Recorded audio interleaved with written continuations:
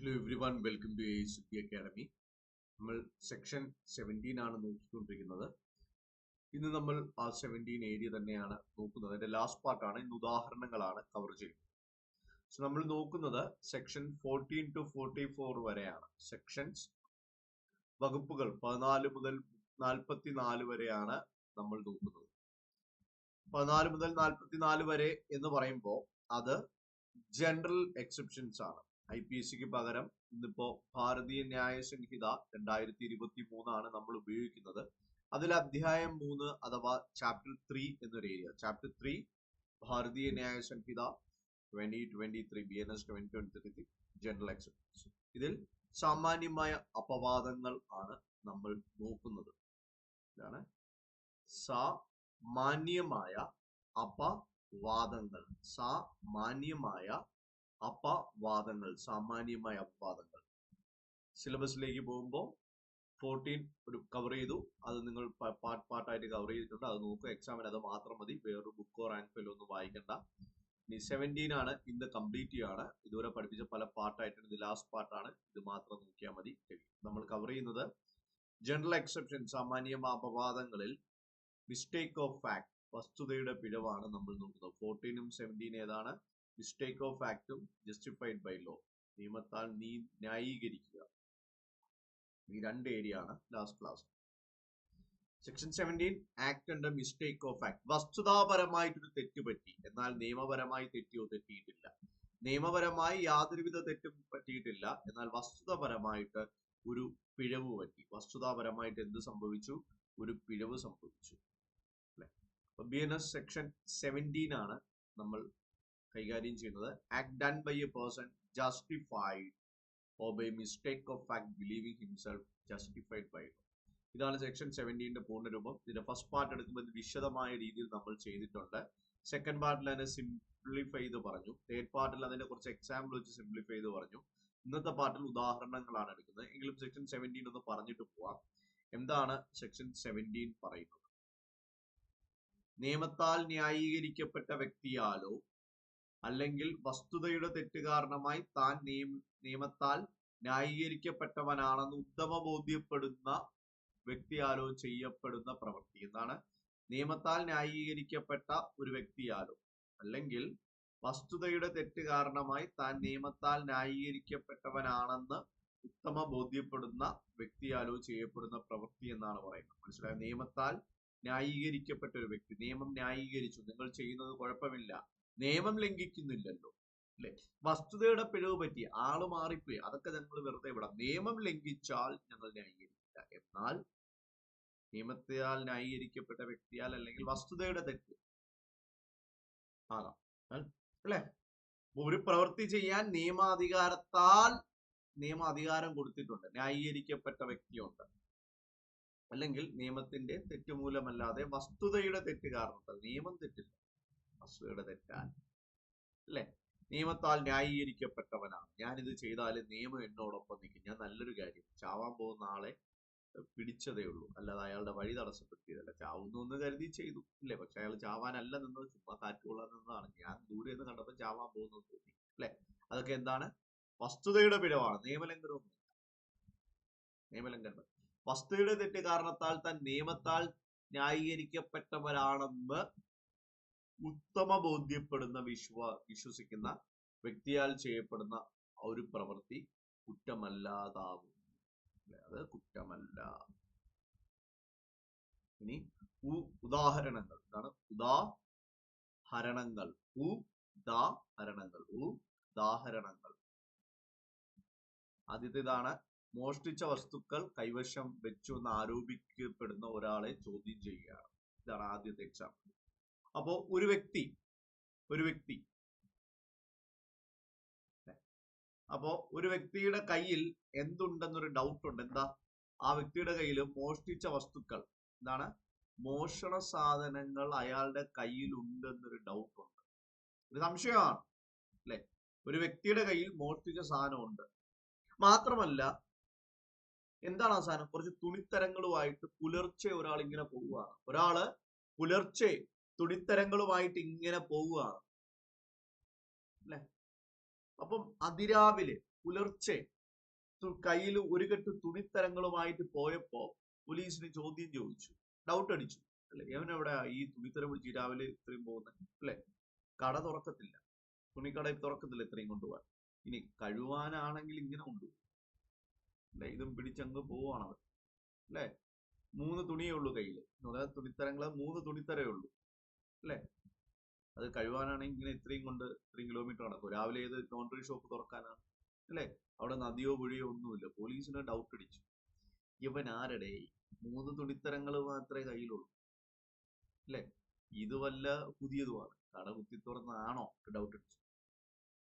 അപ്പൊ അദ്ദേഹത്തോട് ചോദിച്ചപ്പോ തൃപ്തികരമായ മറുപടി ഒന്നും ലഭിച്ചില്ല.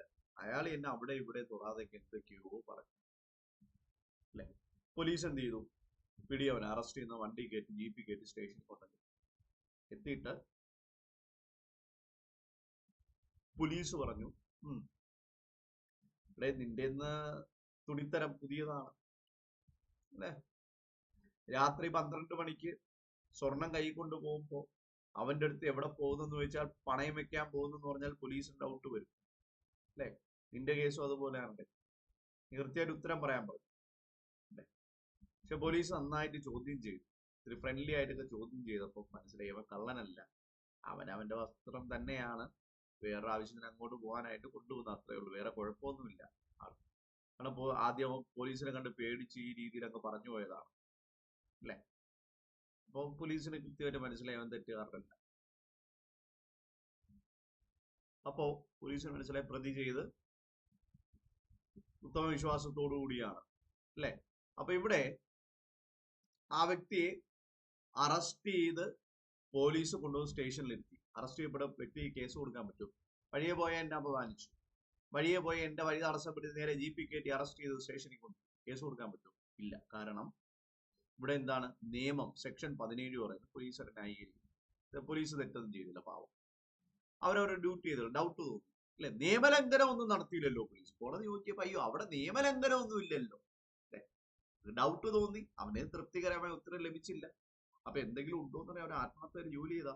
പക്ഷെ ആള് മാറിപ്പോയി, അയാള് കുറ്റം ചെയ്തില്ല. അത് വസ്തുതയുടെ തെറ്റാണ്, നിയമപരമായ ലംഘനമില്ല. അതുകൊണ്ട് ഇവർ നിയമത്താൽ ന്യായീകരിക്കപ്പെട്ടവരാണ്, ജസ്റ്റിഫൈഡ് ബൈ ലോ ആണെന്നും സെക്ഷൻ 17 സംരക്ഷണം ഉറപ്പുവരുത്തുകയും ചെയ്യും.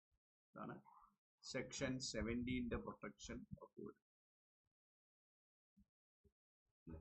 ഇനി അടുത്തത് തെറ്റായ ഒരു നിയന്ത്രണം. അതായത് നിയമപാലകർ എന്ത് ചെയ്തെന്നറിയാവോ? നിയമപാലകർ അവര് അറസ്റ്റ് വാറന്റ് അവർക്ക് നടപ്പിലാക്കും. അവർക്ക് എന്ത് ചെയ്യണം? അറസ്റ്റ് വാറന്റ് നടപ്പിലാക്കും. ഈ അറസ്റ്റ് വാറന്റ് നടപ്പിലാക്കണമെങ്കിൽ ഒരു ഭവനത്തിൽ പോകണം. അല്ലെ, ഒരു ഭവനത്തിൽ പോകണം. ഭവനത്തിലേക്ക് പോലീസ് എത്തി. അല്ലെ, അപ്പൊ അവിടത്തെ ഒരു അപ്പാർട്ട്മെന്റിൽ നിന്നും ഒരു പല്ലക്ക് പുറത്തേക്ക് വരും. എന്താണ്? അപ്പാർട്ട്മെന്റിൽ നിന്നും ഇതുപോലൊരു പല്ലക്ക് ഇങ്ങനെ പുറത്തേക്ക് വരും. ഇതിന്റെ അകത്ത് ഒരാളുണ്ട്. അപ്പൊ പോലീസിന് ഡൗട്ട് അടിച്ചു, അല്ലെ, അല്ലേ ഇത് കള്ളം വല്ലതും ആണോ ഇതിന്റെ അകത്ത് ഇരിക്കുന്നത്? അല്ലെ, ഞങ്ങൾ ഒരാളെ അറസ്റ്റ് ചെയ്യാൻ വന്നു, അറസ്റ്റ് വാറന്റ് നടപ്പിലാക്കാൻ വന്ന. ചിലപ്പോ അയാള് പല്ലക്കിൽ കയറി രക്ഷപ്പെടുമായിരിക്കുന്നു പോലീസിനൊരു ഡൗട്ട്. പോലീസ് പല്ലക്ക് കയറി ചെക്ക് ചെയ്യാൻ പോയി. പല്ലക്ക് ചുമന്നവർ പറഞ്ഞു, അയ്യോ സാർ, ഒരു സ്ത്രീയാണ്, പർദ്ദ ധരിച്ച സ്ത്രീയാണ്. കാരണം പർദ്ദ ധരിച്ച സ്ത്രീകൾക്ക് ഒരു പരിഗണന ഇപ്പോ ഇല്ലെങ്കിൽ അന്ന് ഒരു കാലത്തുണ്ട്. എന്താണ്?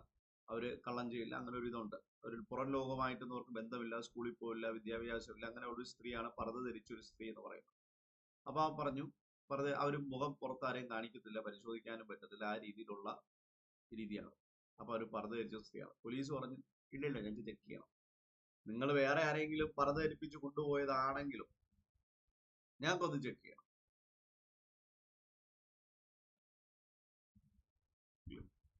അങ്ങനെ പോലീസ് ബലമായി ചെക്ക് ചെയ്തതും പർദ്ദ ധരിച്ച ഒരു സ്ത്രീയാണ്. അവസാനം കേസായി. പർദ്ദ ധരിച്ച സ്ത്രീയുടെ സ്വാതന്ത്ര്യം നശിച്ചു പോയേ, മറ്റതാണ് മറിച്ചാണെന്ന് വലിയ കേസായി. കോടതിയിലെത്തിയപ്പോ കോടതി പറഞ്ഞൊരു കാര്യമുണ്ട്. എന്തിനാ പോലീസ് അവിടെ പോയത്? മനഃപൂർവ്വം ഇവരെ പൊക്കാനോ പർദ്ദ പൊക്കി നോക്കാനോ ഒന്നുമല്ല പോയത്, അല്ലെ? ഒരു അറസ്റ്റ് വാറന്റ് നടപ്പിലാക്കാനാണ് പോയത്. അപ്പോ അവിടെ സംശയം പോലീസിന് പറയുന്നതാണ്, അവർ നിയമപാലകരാണ്. അപ്പൊ ആ സമയത്ത് ഒരു പല്ലക്ക് പോയാൽ അവർ നോക്കും അല്ലെ, ഒരു പല്ലക്ക് പുറത്തു വരുന്നതാണ് നോക്കും, സ്വാഭാവികം നോക്കും. അവർക്ക് ഡൗട്ട് ഉണ്ട് ഇല്ല, കാരണം നിയമ നടപ്പിൽ അറസ്റ്റ് വാറന്റ് നടപ്പിലാക്കാൻ വന്നതാണ്. അപ്പൊ ഇവിടെ നിയമപരമായിട്ട് തെറ്റൊന്നും ഇവർ ചെയ്തില്ല, നിയമപരമായിട്ട് ഒരു തെറ്റും ചെയ്തില്ല. അപ്പൊ പിന്നെ എന്ത് തെറ്റാ ചെയ്തേ? വസ്തുതാപരമായ തെറ്റ് എന്താണ്? ആള് മാറിപ്പോയി. പൊക്കിയത് പിടിക്കേണ്ട ആളല്ല, പൊക്കി നോക്കിയവും പർദ്ദ ധരിച്ചൊരു സ്ത്രീ തന്നെയാണ്, പിടിക്കേണ്ട ആളെ കിട്ടിയില്ല അല്ലെ. കോടതി പറഞ്ഞു ഒരു വസ്തുതയുടെ പിഴവുണ്ടായി, സമ്മതമാണ്, സത്യമാണ് അല്ലെ, പിഴവുണ്ടായി. കോടതി എന്ത് പറഞ്ഞെന്നറിയോ? വെറുതെ വിട്ടു. കാരണം എന്താ? നിയമം ലംഘിച്ചിട്ടില്ല. 2, നിയമം നടപ്പിലാക്കാൻ പോയവരാണ്. അതുകൊണ്ട് സെക്ഷൻ 17 ജസ്റ്റിഫൈഡ് ബൈ ലോ, നിയമം അവരെ ജസ്റ്റിഫൈഡ്, ന്യായീകരിച്ചും കൊടുത്താ പറഞ്ഞു, കുഴപ്പമില്ല പോട്ടെ. സെക്ഷൻ 17 സംരക്ഷണം കൊടുത്തങ്ങ് വിട്ടു, പോട്ടെ, ഇവിടെ നിൽക്കേണ്ടെന്ന് പറഞ്ഞു. അടുത്ത ഉദാഹരണത്തിലേക്ക് നമ്മൾ കടക്കുകയാണ് അല്ലെ. അതായത് ഒരാള് ഇച്ചിരി വിദ്യാഭ്രമത്തിൽ നിൽക്കുകയാണ്, അത്ര ശരിയല്ല. അപ്പൊ ഇയാൾ നോക്കിയപ്പം ഒരു മകനേ ഉള്ളൂ, ഏക മകനേ ഉള്ളൂ, കണ്ടപ്പോ കടുവയെ പോലെ തോന്നി.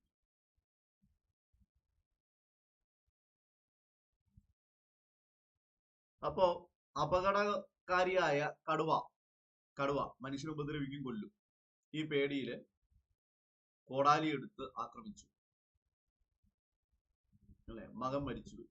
എല്ലാം കഴിഞ്ഞപ്പോഴാണ് മനസ്സിലായ, അയ്യോ തെറ്റിപ്പോയി. ഇയാള് വിദ്യാഭ്രമത്തിൽ അങ്ങ് നിൽക്കുകയാണ്, ഇദ്ദേഹത്തിന് അറിയില്ല മാനസികമായിട്ട് സ്ഥിരതയൊന്നുമില്ല. കോടതി എന്തോ വെറുതെ വിട്ടു. ജസ്റ്റിഫൈഡ് ബൈ ലോ, വിദ്യാഭ്രമമാണ് എന്ന് പറഞ്ഞ് വെറുതെ വിട്ടു. ഇനി അടുത്തത്, ഈ രാത്രിയിൽ വയലിൽ കാവലിരിക്കാൻ പോയി. കാരണം രാത്രി വയലില് പന്നിയുടെ ശല്യവും, കൃഷിഭൂമി വിളവെല്ലാം നശിക്കും. അപ്പോ നേരെ പോയി കുറ്റിയടിച്ച് കാവലിരിക്കുക. അങ്ങനെ നേരെ അമ്പ് ചെയ്യാനൊക്കെ ഇങ്ങനെ ഇരിക്കുമ്പോ ഒറ്റ അമ്പ ചെയ്തപ്പോ എന്ത് പറ്റിയെന്ന് അറിയാവോ? ഒരു കരടിയാണെന്ന് കരുതി എടുത്ത് അമ്പ് വെച്ച് അടിച്ചു കൊടുത്തു. ഒരു കരടിയാണ് ഇരിക്കുന്നതെന്ന് കരുതി എടുത്തെന്ന് വെച്ചു കൊടുത്തു. പക്ഷേ അത് ചോളം മോഷ്ടിക്കാൻ വന്ന വേറൊരു കള്ളനായിരുന്നു, കരടിയല്ലായിരുന്നു അല്ലെ. അപ്പൊ എന്ത് ചെയ്തു? ഇദ്ദേഹത്തെ വെറുതെ വിട്ടു. സെക്ഷൻ 17 ആനുകൂല്യം ജസ്റ്റിഫൈഡ് ബൈ ലോ. കാരണം എന്താ? ഈ അമ്പ ചെയ്തത് എന്തിനാ? മനുഷ്യരല്ല, അവിടെ കടുവ വരും, പന്നി വരും എന്ന് കണ്ടുകൊണ്ടാണ്. വയലില് മൃഗം വരും, കരടി വരും എന്നുള്ള ചിന്തയിലാണ് അമ്പ ചെയ്തത്, അല്ലാതെ കൊല്ലണമെന്ന് വെച്ച് പ്ലാൻ ചെയ്തല്ല. അപ്പൊ അതിൽ അബദ്ധത്തിൽ ചോളം കള്ളന്റെ മേലെ വന്നു എന്നേ ഉള്ളൂ, അല്ലാതെ മനഃപൂർവ്വം ചെയ്തല്ല എന്ന് കോടതി പറഞ്ഞു. അതുകൊണ്ട് സെക്ഷൻ 17 ഏതാണ്? Justified by law.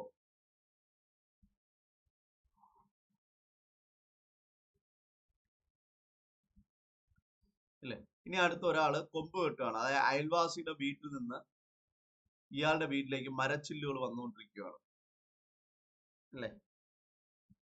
അപ്പൊ അയൽവാസി കേസ് കൊടുത്തു, എന്റെ മരം നിന്ന് ചില്ല അവൻ വെട്ടി മുറിച്ചു, അവന്റെ വീട്ടിലേക്ക് ചാഞ്ഞു കടന്ന് എന്റെ അടുത്ത് ചോദിച്ചില്ല. കോടതി പറഞ്ഞ് കുഴപ്പമില്ല, അത് അയാളുടെ സേഫ്റ്റിക്ക് വേണ്ടിയില്ല, വെട്ടിമുറിക്കുന്ന കുഴപ്പമില്ല. നിങ്ങളുടെ മരം നിങ്ങളുടെ വീട്ടിൽ, അതെന്തിനാ അപ്പുറത്ത് ഒരാഴ്ച അങ്ങോട്ട് പോയില്ലേ? മരം നിങ്ങളുടെയാണ്, പക്ഷെ പോയത് അവരുടെ ഇടയല്ല. പക്ഷെ അവർക്ക് തടസ്സം വന്നുകൊണ്ട് അവർ ചെയ്തത് ശരി തന്നെയാണ്, നിയമലംഘനമൊന്നും നടത്തിയില്ല. സെക്ഷൻ 17 ജസ്റ്റിഫൈഡ് ബൈ ലോ എന്നൊരു provision. Section 17 justified by law.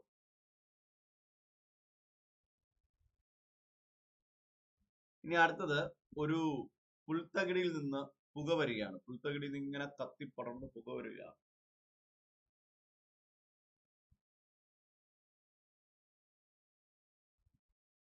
നല്ല രീതിയിൽ പുൽത്തകിടിയിൽ നിന്ന് പുക വരികയാണ്. അപ്പൊ അടുത്തുള്ള അയൽവാസി എന്ത് ചെയ്തു? ഇത് കണ്ടിട്ട് ചാടി കയറി അയൽവാസിയുടെ വീട്ടിലേക്ക് കയറി. അയ്യോ പുക വരണേ എന്ന് പറഞ്ഞ് കയറി അല്ലെ. പുക വരുന്നു എന്ന് പറഞ്ഞ് നേരെ ചാടി കയറി.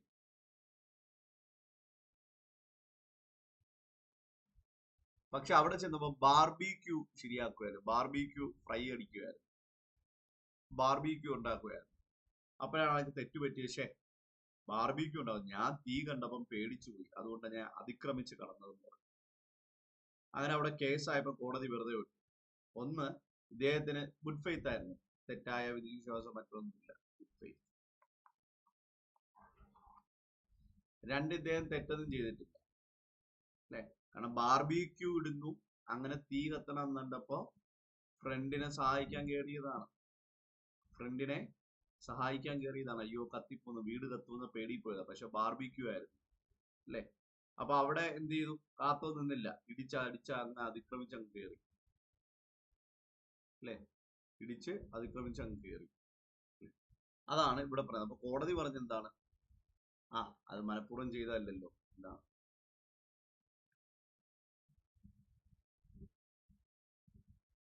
Section 17 justified by law.